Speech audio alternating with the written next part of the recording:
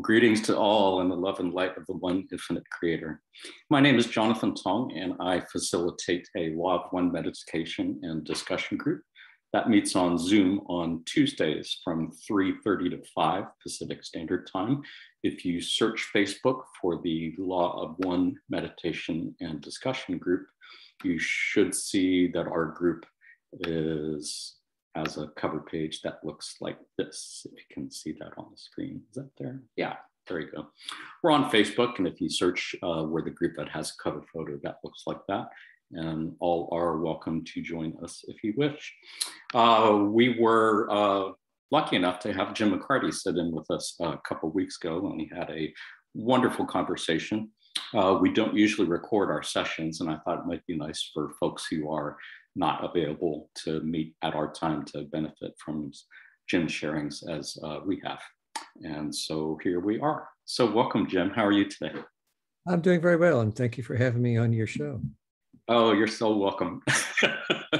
Show, as it were. Yeah. It's so kind of you to gift us with your time and presence today. I'm guessing that people who don't know you very well probably don't know how deeply devoted you are to gardening. And am I guessing correctly that this is more or less the end of gardening season for you?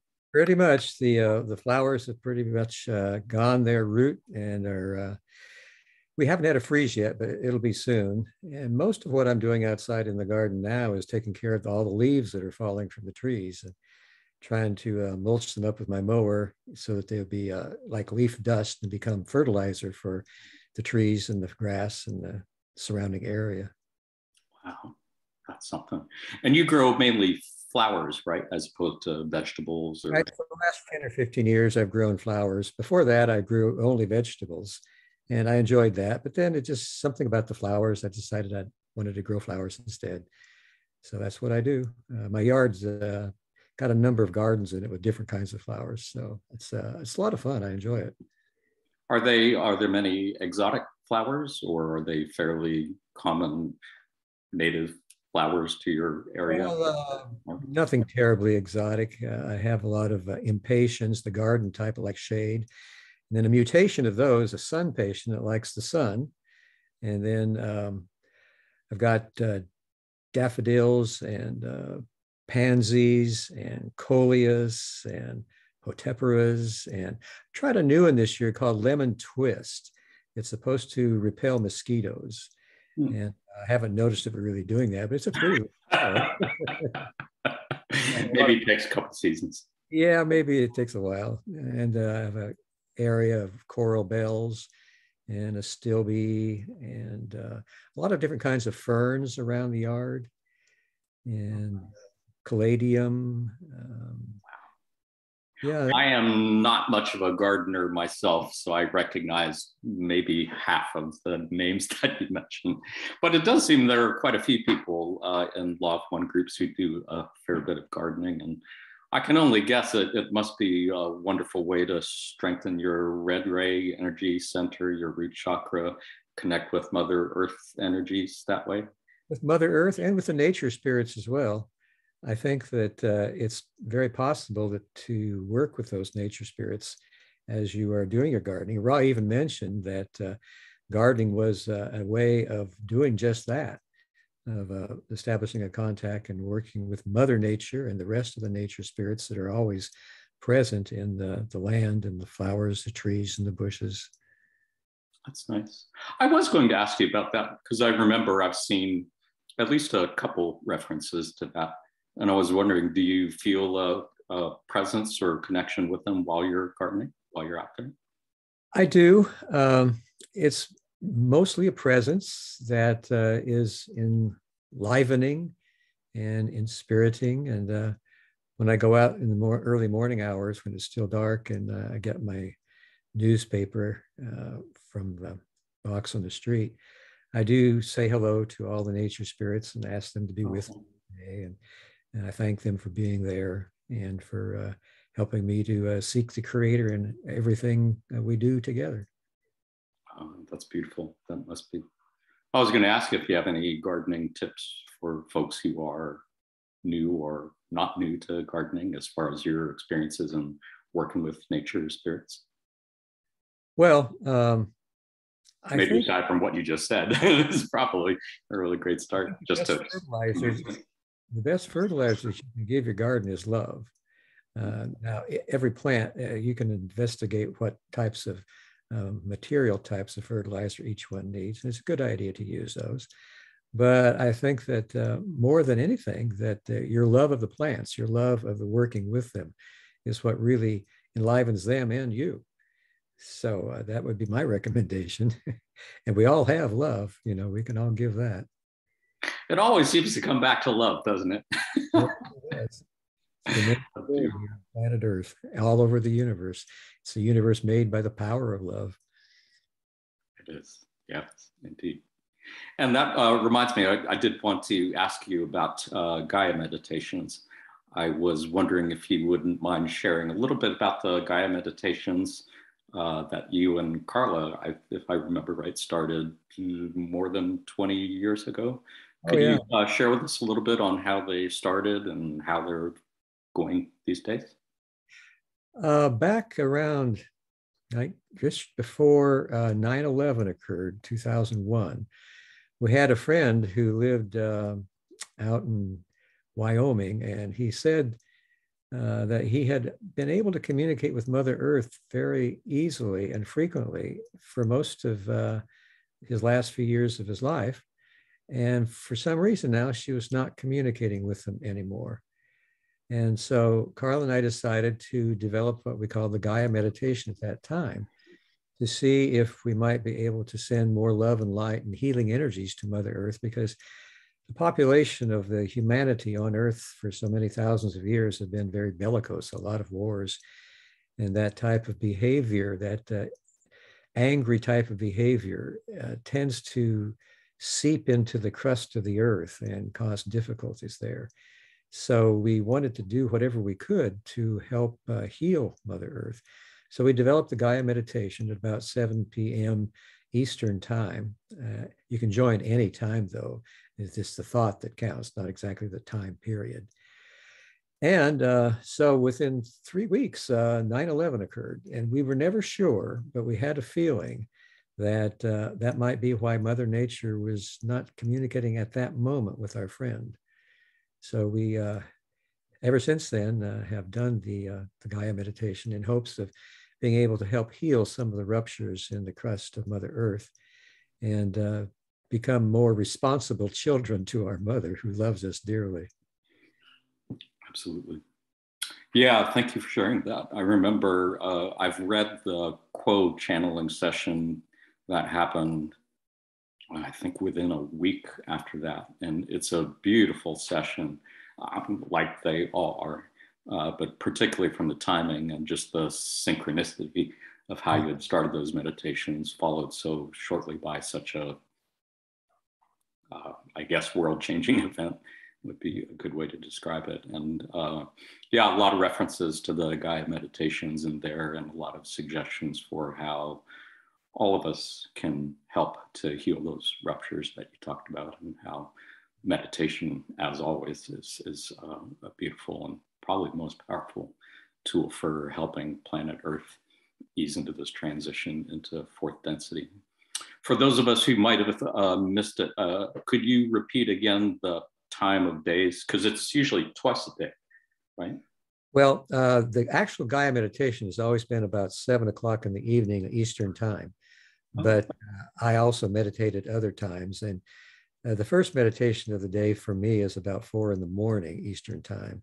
And at that time, I do a Gaia Visualization, which I use as a means of helping to heal Mother Earth and the population of Mother Earth as well. So you can join either one or anytime. Like I say, it's the intention that is really the important thing of why you're meditating and why you're joining. And so that's what I would focus on, but you're welcome to join anytime you want. I appreciate you sharing that. And I think if I remember right, you have details about that on your Bring Forth page, correct? Right, right. Yeah, beautiful thing. So I'm curious, in light of those meditations and in light of all the events that we've been seeing, recently. Do you have any thoughts on predictions or forecasts for coming decades that we've seen from Ra or Quo over the years? Any impressions on what's going on in the world now and how you see Earth transitioning to fourth density? Well, we did ask Ra a number of times, and I think Quo's also chimed in with the same sort of advice, and that is that it's really impossible to make any kind of prediction as to how long it will take this planet and its population to transition into the fourth density because of the volatility of this population. It seems that there is so much dissension and anger and disillusionment and confusion and separation from peoples within all the way from the household to the community to the state to the nation and internationally. It seems that most people are here, Ra says, by what they call the seniority of vibration. So the ones that are here have the best chance of making the harvest into the fourth density. But in order to make it, they have to pre-incarnatively program a great deal of catalyst. And catalyst is something that Ra describes as a means by which we all grow. We give each other catalyst as we make each other angry or sad or happy, positive or negative, or disillusioned, or whatever you want to, any kind of emotion you can imagine is catalyst that we can use for growth. And by processing that catalyst in the way in which we balance it, we see that whatever has angered us or confused us from another person is something that is within us too. We are all one. We are all part of the one infinite creator, and the creator is within each one of us. In order for us to know more of ourselves and the creator, then we need to process this catalyst that occurs between us and everybody else in our lives, every day of our lives, so that we see and accept that whatever anger or confusion is within another person, it's within us too. It's a way of getting to know ourselves. It's a way for the creator to know itself, because that seems to be the whole reason for the creation. The one infinite creator created everything in it in all types of intelligence, so that all the choices we make in order to go back into unity with the one creator helps the creator to know itself, helps us to know ourselves, helps us to know the creator. So this is the way we all grow.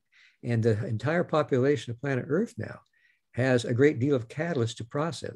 All of this confusion and disillusionment and anger and separation that's occurring in the world now is some of that food for our growth. As Baba Ram Dass said, grist for the mill. And if we can actually get down to it and become conscious spiritual entities and process that catalyst, then we can, as an entire planet, make the transition into fourth density of love and understanding. However, Ross said that it isn't likely at this time that that would occur, because many of the people on our planet now have come from other third density planets where they did not make the harvest. And so they chose Earth to come and try again. And so these are entities that are repeating the third density. And sometimes it takes 2 or 3 shots at it, I guess, or more. Yeah. But there was one hopeful quote that Ra did give us. They said that it was a kind of a wild card possibility, but it was ever possible. They said, could your planet polarize positively in one fine, strong moment of inspiration? Yes, my friends, it is not probable, but it is ever possible. And so we need to remember that, I think, and keep trying with all of our hearts, minds, bodies, souls to help each other to do that. And that's the way we do it. We do it with each other. It's not something you do just alone. We have to have each other. So this is a group effort. Yeah, I appreciate your sharing that passage from Ra. That's always been one of my favorites. It was the cereal box metaphor, if I remember correctly, which I thought was really cool. I mean, that's something that I would imagine most of us can relate to, the endless aisles of cereal boxes and how there's different probability vortices associated with different possible futures. And so the stronger the vortices, the more boxes of cereal there are. And there's always one box, there's always at least one box in the aisle where everything could, in one grand stroke, like you said, the whole planet could polarize towards service to others, towards harmony. It's not likely, but it's always there. It's there. So in time of years, they said somewhere between 100 and 700 years is the time period for this transition that could happen. And it is happening. Right now, we are in the harvest. Every entity that passes from this life, that drops the body and goes through the what we call the death process, will be able to walk into the light. And that light will gauge your violet ray chakra that has kind of like an indicator or a thermometer for all of your lower energy centers or chakras as to how well you've been able to open them and clear them out, especially the heart. And so now everybody that is passing on into a larger life is having that chance to go through the harvest. I appreciate your mentioning a few minutes ago that catalysts can be negative or positive. Right. It seems like whenever I hear or see references to catalysts, it's usually something that's in a negative sense. And it's nice to realize or remember that, no, there's positive catalysts too. Right. Well, the whole idea is any type of experience, any type of catalytic action between two people that removes you from your heart of love of all is something that needs to be worked on. And even extreme happiness, that if you're really happy about this or that situation, well, what about that was, why did that take you away from knowing that you were already imbued with the love of the Creator? The power of the Creator's love you. The power of the Creator flows through your heart if you open your heart. So everything that would take you out of that state of perfect love and acceptance of all things is something that needs to be balanced. So that means that a good deal of what happens during our day needs to be balanced. And it's not just our actions. Ross said it was more important to balance our thoughts than our actions, because our thoughts are a clearer indication of what we're really about in our mind, our body, and our spirit, and not just what we choose to manifest as an action. Actions, yes, of course, need to be balanced, but even more so, the thoughts. So that was a very important point I thought that Rob made there. Sounds very Jesus-like, as I recall. It sounds like a point that Jesus made a lot, about it's what's in your heart and what's your thoughts, as far as like adultery or lusting after someone in your heart is just as bad as actually committing an act. Exactly true. You had mentioned something a little while ago that I was curious about, and that I've seen some mentions before. I think it was in a number of the quote channelings for sure, and I think Rob might have mentioned it also, about how, much of our planetary population is in fact made up of souls who are incarnated from other planets, where I think the phrase was toxic disregard. They had toxic disregard for their planets, and that's why they are incarnating here. And I remember the first time I saw those passages, I thought, oh, well, that really explains a lot of what we're seeing here on planet Earth in this constant struggle just to, address issues of how to protect nature and the beauty of Mother Earth. It seems like things that would be so obvious that we should do as a species, as a collective, we just seem to have a really hard time reaching consensus on that. Can you talk about that a little bit more? Well, yeah. Each of us is a unique individual. Ra suggested, and Quo has always confirmed, that there are no two people in the universe exactly the same. So we all have unique ways of doing things. And it's not surprising that in those unique ways of doing things, we would find areas of disagreement and disharmony, because we live in this third density that has a unique quality to it. And that unique quality is there's a veil of forgetting between our conscious mind and our unconscious mind. In our unconscious mind, we're very well aware that all is one. They were all part of the Creator. We're all part of each other. We're each other's other self. But in order to really progress in evolution, it was discovered that our ability to progress was enhanced by placing this veil of forgetting between our conscious and subconscious or unconscious minds. Now, that eventually does help us, but what occurs is that people forget that they are part of each other, that this is a universe made of love, that the Creator is everywhere in everyone. So forgetting that, oddly enough, helps us to be able to begin to feel our subconscious yearning to know more about ourselves, to know more about life, to know more about who made the universe, how big is it, are we alone in the universe, is there a Creator? And all these questions then, if we consider them on a conscious level, help us to make this spiritual journey. But so many people don't seem to do that. They don't seem to become conscious seekers. They stay with the consensus majority of what their religion says or what their economics say, what their type of government say, what their community. They live a life of exterior expressions of what they want in their life. They want, and you can look around the world and see how many divisions there are on all of these areas, and how little there is that seems to bind us together as a humanity. We're all part of the human race. Whatever other race or gender we are, we're all one, and we're all part of the same Creator's population of this universe.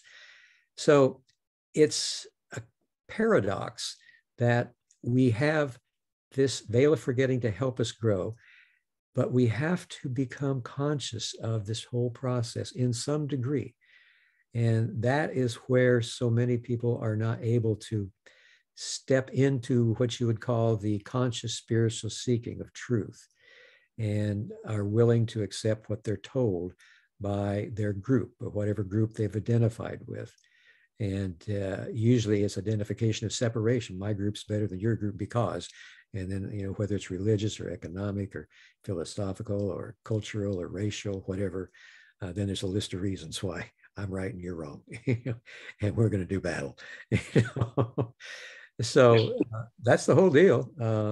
We need to be able to become conscious seekers and to use our catalyst and to see the Creator in everyone, including ourselves. Indeed.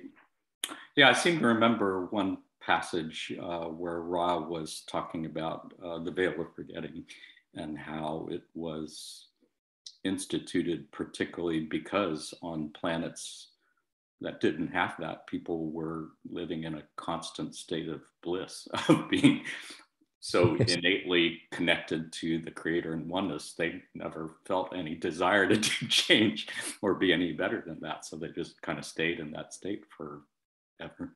Well, that apparently was the way things were in the third density before the veil was discovered to be a helpful thing or quality in the evolutionary process. As you said, at that point in third density, there was no veil.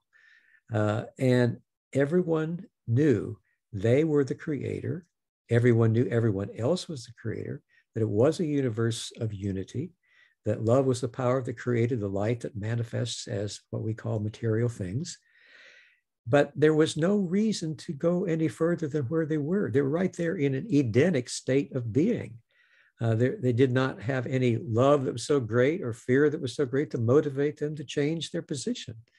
So they had to repeat the third density time and time again because they were not able to polarize their consciousness in service to others. And that's what you have to do to move into the fourth density. Your consciousness needs to be polarized so that you want to serve other people at least 51% of the time, more than you want to serve yourself.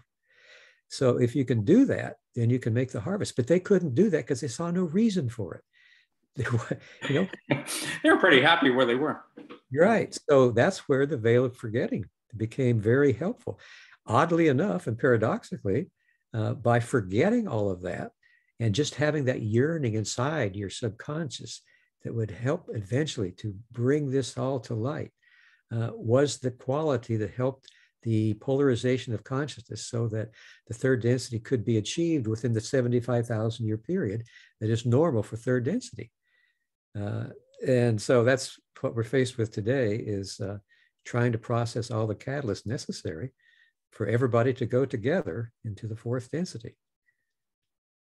It is a paradoxical comfort, like you said, knowing that it really is the difficult times where we grow the most and where we're able to find the blessings that we're really seeking, because it doesn't usually happen when we're all happy and everything is great. But it seems like that's a very difficult lesson to remember these days. Even the most enlightened wanderers among us still feel really stressed out, myself included, for sure. There's days when I'm thinking, wow, this is what I signed up for, really? Little hard to believe. I'm trying to remember what was I thinking at that point when I signed up for this. And yet I've seen Ra Kuo mentioned more than a few times that, yeah, that is kind of what goes with third density. And yet it is exactly these kind of challenges that enable us to grow so much in third density in that short window of time that you're talking about. That's almost impossible in the higher densities. Am I remembering that correctly? Oh, yeah. Ra suggested very clearly, they said that much of the growth in our third density is traumatic in nature. And one of the reasons is that if we can process the traumatic catalyst, it carries much more weight in our total beingness than if we process the easier things. I mean, it's a kind of a no pain, no gain situation. And that's just turns out the way it is here. But it is important, I think, in the grand overview of things, to remember that this is an illusion. This isn't the way things really are. This is a classroom, like a laboratory. It's a place where we all come to begin this process of making the choice to polarize our consciousness, because this is the way you grow. And if we can do that here, then we can move forward together into the fourth density. But it is a traumatic situation, and it is an illusion. It's both at the same time. It's a paradox. And this is the way we grow. And this is what all of us face. And if you can welcome your catalyst and see it, well, say like, I know this is an illusion, but if I could take this difficult catalyst and find a way to balance it, to see that I am all of these things that are happening between me and this person or those people, whatever, and that love is the moment, that there is love in the moment that we can use to harmonize all of this, so that we can all see that we are the creator. We are each other's other self. And this is what we're all here to do together. It is a group effort. Then we can move forward as a group. This is just the way it is. According to Thank you for the reminders, for sure. And the learning never ends, it would appear. I wanted to ask you a little bit about the Ra and the Kuo channelings. It took me a while to appreciate the wisdom that's found in the Kuo channelings, because they often tend to be a lot wordier than Ra was. And yet, once I started reading into them and looking maybe for answers to particular questions, I realized, wow, that is such infinite, bottomless treasure chest of love and wisdom and gems to be found there. And I was wondering, as somebody who's been right there for both the channelings from Ra and Kuo, any thoughts or reflections on how those experiences compare for you over the years and looking back on it at this point? Yeah, I would say from my point of view, this is just my perspective, the Ra information is much more specific and informational and helpful in a very powerful way, because it is condensed. They spoke with, seemed to be a perfect choice of words. But with Quo, there is more poetry. There is more inspiration. So it's kind of inspiration in the raw contact and inspiration in the Quo channelings. And I think I think both are very helpful. And I like to read them both and to gain the wisdom of Ra and the love and poetry of Quo. But also there are places where Ra is also quite inspirational, like that one quote I just shared with you a while ago. Oh, absolutely, yeah. So Would it be fair to say that many people might find the Quo channeling transcripts to be perhaps more accessible because they are a principle made up of fourth, fifth, sixth density complexes, meaning at least part of it is a little bit closer to our level compared to Ra, who's coming from sixth density? I think there have been more people that have taken to the Quo channelings for that reason, because that of the poetry and the beauty and the speaking on a one-to-one level about each person's spiritual journey. I think that is something that the Quo channelings have to offer. But it's nice to know that Ra is part of that also. Yeah, and we've had other people say, well, I started off with Quo and I still love Quo, but now I also see what Ra's saying more and more. Ra suggested themselves that their information would probably not be accessible to many people because of the way of their speech. The concepts that they discussed were rather more complex, and their sentence structure and their words, they had a great vocabulary. We learned a lot of new words in the rock. Yeah, I was going to ask you about that. Have you and or Carla read a lot? I did pretty well on my SATs, but when I look at those transcripts, I run across quite a few obscure words that, man, I've never seen those before. I've had to look those up to find out what those are. Are those words that you knew consciously, or are they coming from subconscious, or where are those coming from? Well, during the raw contact, Carla was not in her body and she wasn't aware of what was going on. She was apparently with those of Ra within the fifth density inner planes of the earth. And Ra was using her body to make words to answer Don's question, but Ra was also not in her body. They were using the mouth and the lips and the tongue and so forth to create words. So they did. So they were using words that you didn't necessarily know, or that Carla didn't. Right. Carla knew a lot of the words because she was very intelligent, but she didn't know all of the words. A lot of them were a surprise to her too. In the Quo channelings, though, this is conscious channeling. There's no trance involved, and you're in your body, and you're aware that you're channeling, and you could stop it at any time if you wanted to. So what happens there is that usually the entity, Quo, usually there are a lot of Confederation entities that have channeled through our group over the years since 1961. And the whole idea of that, as we were told by the first ones, was Hatan, a fourth density planetary mind.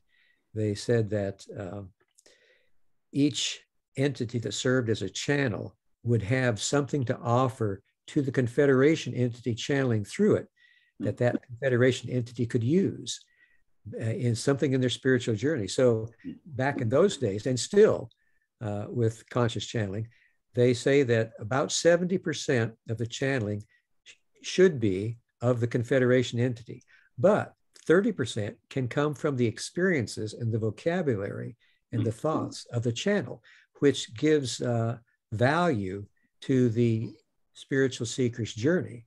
So they take those thoughts and words that are most helpful and incorporate those into the overall message. But the great majority of the message is from the Confederation. And that's what they've done over the years with us here at LL Research. I hadn't heard that before, the 70%, 30%. That's a beautiful thing. And it really makes all of those channeling experiences, I think, that much more special to know that each person channels a little bit of their own color, their own filters, their own personality, their own distortions, as it were. Right.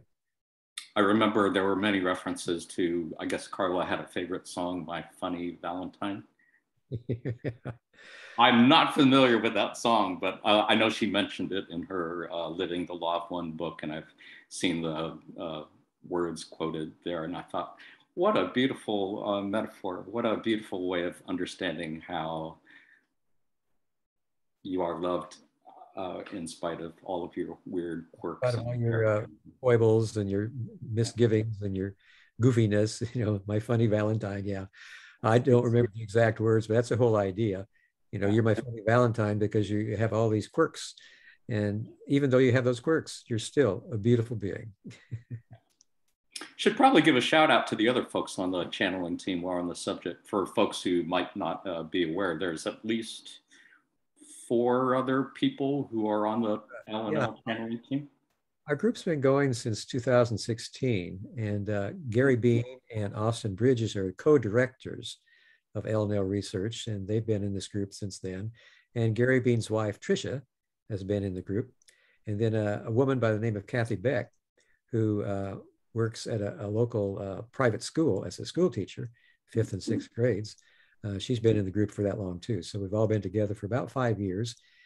And they're doing very well these days. I think they're doing well enough that if we're able to go back to public meditations at some point in the future, they'll all be ready to channel in public meditations.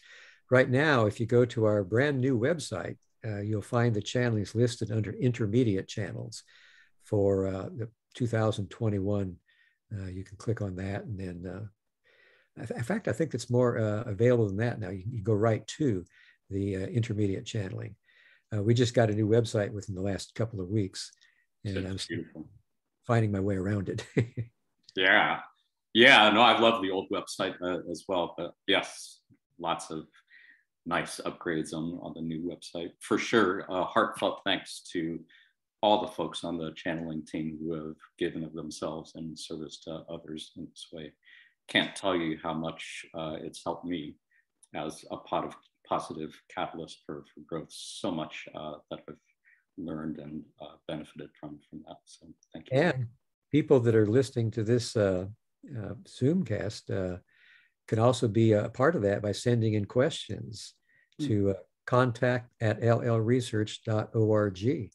And that's where we get a lot of the questions that we channel responses to. So if you have a question, you've read the material, and you're wondering, well, what did quo mean or what did raw mean here? Then we'd be glad to use it in our sessions. Oh, that's wonderful. Yeah, thank you. If I was more on top of it, I'd probably have that I could put on screen or something, but I don't. So I'll put it in the comment section down below, wherever this thing ends up showing up.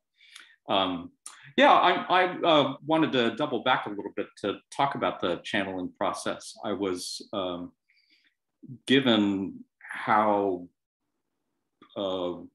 verbose quo can be, how wordy. If you're conscious channeling, I was curious, at least from your experience, and I'm guessing perhaps it's different for each channel, you're aware of the words that are coming out of your mouth at that time? You're aware more or less of what you're saying? Or when you go back and read the transcripts later, is it seem familiar to you or not familiar to you? Both. Usually while you're channeling, you're getting either word by word transmission or phrases, or Carla got balls of thought that she would unravel. Now, I think she was unique in the way she did her conscious channeling. But at some point, you're given words, phrases, or thoughts, and you transmit those. And as you transmit those, more are given to you. And you need to be open to everything that's coming through and just say it, whether it makes any sense to you or not. If you try to analyze it at that time, then you're going to stop the process. So what's always been advised is go ahead, say the words that are given, and after it's over, then read the transcript and then analyze it. That would make more sense, and it'll also help the channeling to continue. So yeah, I think that's basically the way each of the people in our current channeling circle works, just by a few words or phrases and waiting the next one. Sometimes the phrase doesn't come right away and you just have to be patient. And then when it comes, then you speak it. And it's like catching a ball and throwing it, and catching and throwing, catching and throwing. It must be a trippy process to experience in person. I know as I'm reading the transcripts, I'm reading it at my normal pace, and it sounds like somebody speaking at a normal pace, but I'm assuming in the channeling process, it's coming out a lot slower, one word or a couple words at a time. Sometimes it comes out at a normal conversational pace. Oh. It varies. It varies with how well the instrument is feeling that day and how open the instrument is. And Carla had a phrase, it's hanging your ass out over the line, saying the words even though they might not seem to make sense at the time, being open to the idea that it is going to make sense, and just do it. Take the chance of being a fool. What a great act of faith. And I think that's one of the things that impresses me so much. I mean, in reading all of the 106 raw sessions and I don't know how many sessions from Quo over the last 40 years or so, they're all consistent. I mean, it's I've never run across a passage that seemed to contradict something that was said earlier, or something that just seems obviously not factually true. Or that's really amazing. I think an amazing testament to the skill, I guess, and the faith that the channeling team has had in being open to be able to let those words flow through without editing, without filtering. Yes, I think so too. And what we are channeling is Confederation philosophy. We were introduced to the Confederation of Planets in the Service of the Infinite Creator way back in the 60s when Don had his first channeling experiment. And at that time, they were talking about the one great original thought, which was the Creator. And the thought was the universe that the Creator created so that it could know more of itself through all of its creations. And so that's basically Confederation philosophy, the philosophy of unity, of love, and of light. And everything else is a byproduct of that, is a corollary that fits into the overall puzzle, you might say. So I think that's probably one of the reasons that the material does exhibit a consistency that is obvious if you read enough of it. And right now, I think we have almost 1,600 Quo sessions that they began back in 1986, and they continue to this day. Amazing. So how many of those do you actually remember? Do they all seem like a blur to you? Yeah, there's a big blur there. I would think so. And yet, you seem to be able to recall any number of specific passages or phrases or fragments from wherever, whenever. Yeah, there are certain things that do stand out. Some of the channelings that were very poignant and poetic and powerful. But I think are there any in particular that stand out for you as you think about it, like at this moment? Well, I guess one of them that stands out is that if you want to help Mother Earth in her growth, do your own work on yourself, because we are all one. And not only will you help yourself and Mother Earth, it also aids everyone else on the planet. It gives them a piece of information, you might say, floating in the ethers that might be able to be perceived by their subconscious mind, maybe even the conscious mind, and help them in their growth. We can all work together, in other words, by doing our own work on ourselves spiritually. And together, then, we would progress in the spiritual sense. Yes, indeed. And it's been said so many times in so many different ways by other folks that it almost seems cliche, almost seems trite to say that, you know, if you really want to save the world, or saving the world begins within yourself. And yet, once you actually study it, perhaps through these teachings, these channelings, you realize, oh, that's not just a nice greeting card saying, or bumper sticker, that's actually true. It's metaphysically true. And that's a really profoundly powerful truth. It's the nature of reality. Once we leave this third density illusion, it will be profoundly clear to each of us. We are all part of the Creator. The Creator's part of us. We're part of each other.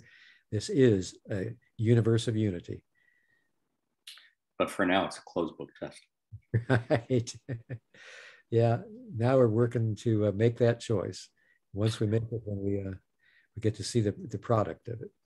The reward. There are some of us who can't wait to get back to that point. Right. And I guess when that happens, we might look back and say, oh, I wish I hadn't been in such a hurry. But yeah, such as it is in third density. Hey, if I remember right, you mentioned somewhere in your Camelot journal entries a while back, and I did also want to put in a plug for your Camelot journal entries. I really am so thankful for the discipline that it must take to record those every day that you do for however long it's been. And those also can be found on the Bring Forth website. You had mentioned a while ago that you were creating a document, Google document or something, of some of your favorite passages from Ra or Quo that you wanted to remember. Am I remembering correctly? Is that true? And is that something that you add to periodically, or is it something you're finished with? Or? Yeah, I have some what I call interesting Ra quotes.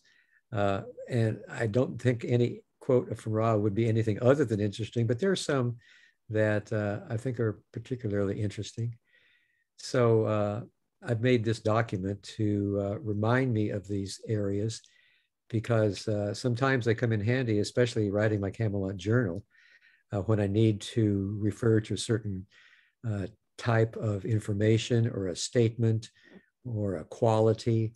Then I can sometimes go right back to that and find exactly what I need.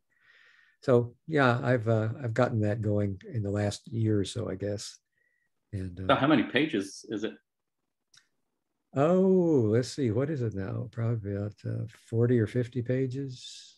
Yeah, that's pretty good. Is it all from Ra or also? Right. Yeah, it's all Ra. All Ra. Nice. Yeah, that's wonderful. I have a Google Doc myself that I've created, and it's probably a couple hundred pages because I don't know how to like do short passages. And there's just so much there. Like I said, you know, when I read the quote channelings, my first thought is usually, man, this is really long. It's like, wow, this really couldn't be a little bit more concise.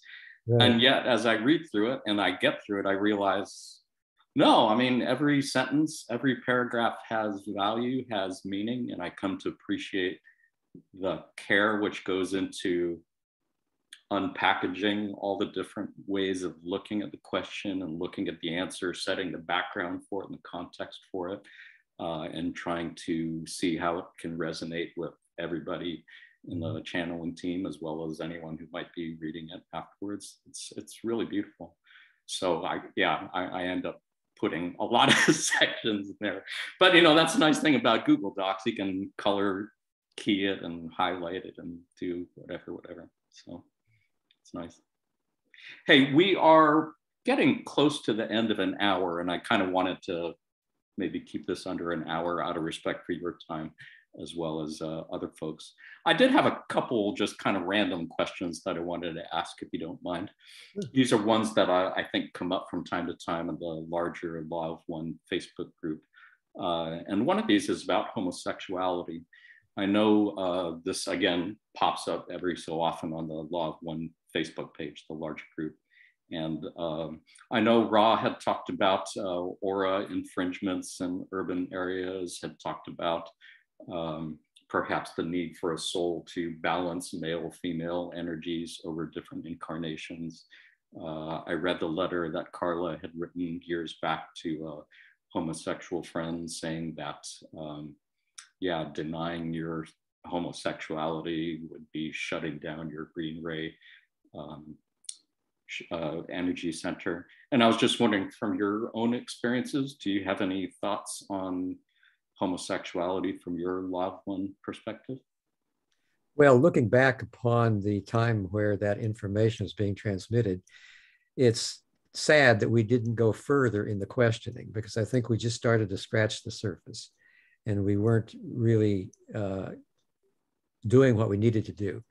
And I think that that is going to be balanced by a new book that's going to be coming out probably within the next year or so, called a resources guide.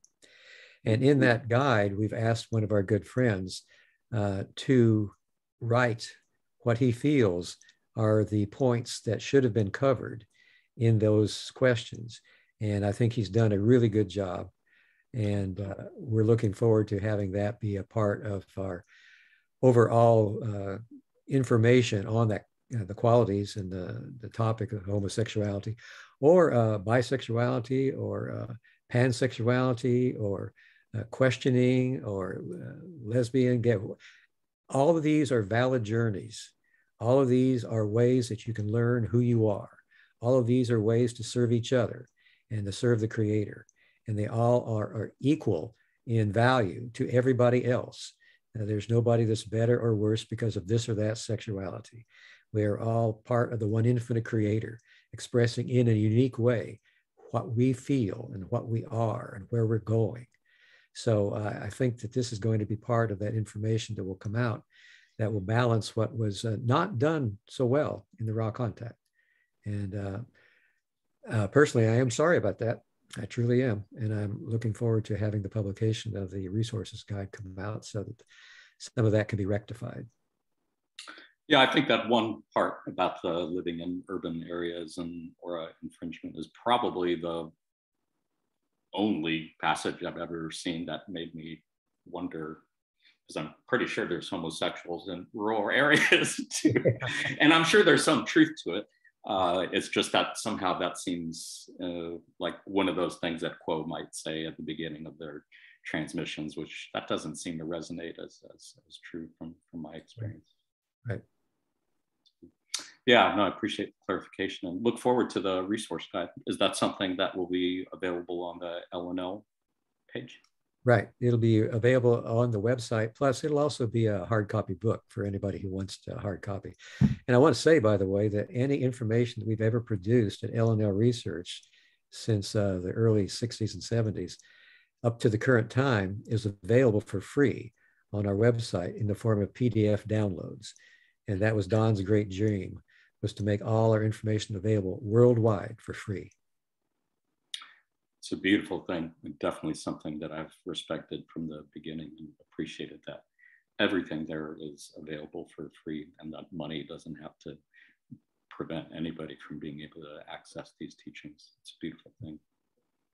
I had one other question that I wanted to ask, and I think this is something that's come up maybe a couple of different times fairly recently. I think, let's see, I'm trying to think of how to put it in context.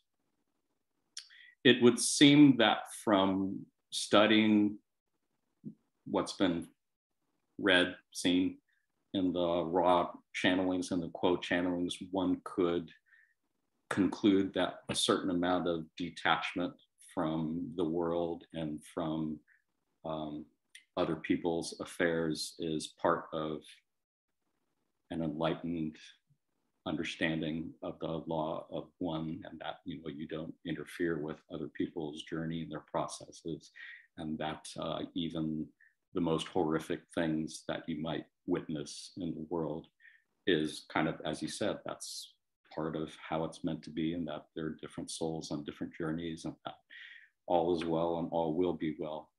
But I guess it brings up certain ethical decisions that one could conceivably run into. Like, if you see somebody getting hurt or beaten or raped or murdered, do you think one is obligated in any sense to intervene and do anything, or to maybe that's that person's karma and maybe that's how that was meant to be, therefore not do anything? Does that question make sense? Do you understand what I'm asking? I think I do. Let me give my opinion. You tell me if I've covered your basis. I think that it is important to realize that every person does have a unique spiritual journey, and that it is very important for us not to infringe upon the free will of another person. But I think that if we see somebody being harmed, obviously, we need to consult our heart. And at that moment, what would our heart say to do? If you were that person that was being injured in whatever way, what would you wish to have done? Ross says that's basically the way to determine how to be of service to others. Become the other person and ask, how would I wish to be served at that point? And it may well be that one way of serving would be to keep the infringement that is occurring in front of your eyes from occurring, at least attempt to, because we're here to help each other the best that we can. And that is one way I think that we can help each other. Somebody may have pre-incarnatively programmed some way of learning that would include some sort of trauma, but that's not for us to decide. What we need to decide is, what do we need to do in this moment? If you were that person, what would you do? What would you want somebody to do for you? That makes sense. I think that pretty well answers the question. And I guess since that other self is you, then that is a very real way to look at it. Yeah. And the golden rule, once again, comes into play. Jim, we're about at the end of our hour. And again, I really wanted to thank you so much for the gift of your time and your presence here. Was there any last words or thoughts you wanted to share before we wrap things up? Well, I would just like to say to folks that the fact that we are all part of the one infinite creator may seem to be something that's almost impossible to believe, but it is very true. That you look at all the sages and the mystics throughout all time, the perennial philosophy says that we are all part of one being, that we are here to be of service to each other and to open our hearts in love and compassion to each other and to ourselves as well. And this is something that we can do on a daily basis. Every time you meet somebody on the street, a simple smile might be all you need to do. Or if you see some way to be of service to others, to help them out, they need help, help them however you can. Open your heart in love and light, and you'll find that that bread that you cast upon the water will be coming back to you many times fold, 10, 20 or more, that we are all part of the one infinite creator. The creator loves us, and it would behoove us to love each other and the creator as well, and ourselves too. It's a universe of love. So let's keep that river of love flowing through our hearts. Indeed. Thank you so much for those words. Thank you for all the teachings, and thank you for all you've done and continue to do. Blessings to you, and blessings to all who are watching this. Well, thank you, Jonathan. It's been an honor to be here. It's been our pleasure. All right. Adonai. Namaste. Namaste.